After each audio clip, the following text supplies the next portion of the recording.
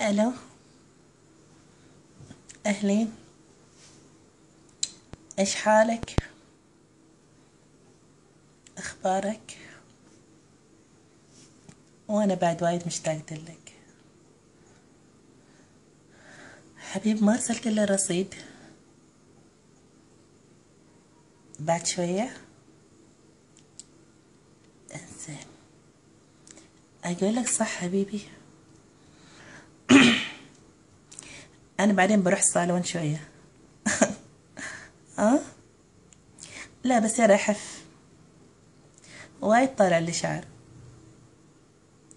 بس بعد حف شنبي.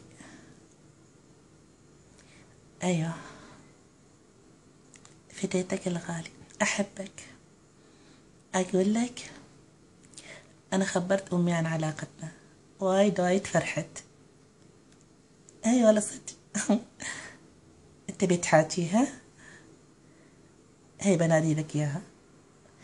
لا عادي، ما مشكلة. انسي لحظة شوية. عاد تكلمت معها عشان هي بتقول لا، يعني بنتي اختارت يعني ريال شهم وكذي. هي لحظة شوية. أما أما تعالي، حد يبي حاجج. هلو، كيف حالك ولدي؟ مويسك أهون؟ الله يبقيك. هيه، ترى هي خبرتني تو بنتي، عاد يلا بالمبارك عاد عليها. عاد ابيك تهتم فيها وترسلها رصيد وتجيب لك كل شيء اللي تباه. هي ما باقي انك تقصر معها، دي بنتي الوحيدة، ما هي اللي حد غيرها. هي انا مريضة شوية، فيني سكري وحرقان، اليوم جاي بعدني بالدختر.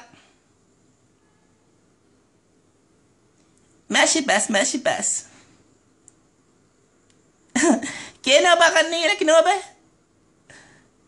يلا زي بغني لك. ويا نال الويا نال الويا يا نال الويا نال الويا. يلا ولدي، ها هو بعد يا ولدي يبغى يكلمك. الو. كيف الحال؟ اخبارك؟ كيف الصحة؟ لا لا لا لا، اصل هذا مو مجرد كلام، لازم انت تهتم فيها وتراعيها وتعطيها كل شيء اللي تباه. اكيد اكيد اكيد.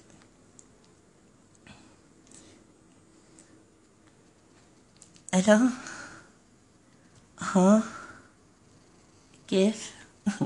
هي وايد وايد طيبين، بعد اخوي الثاني اللي تكلمك. هي هذا اللي خبرتك عنه، في اعاقة بسيطة. ايوه، مخبرتيش.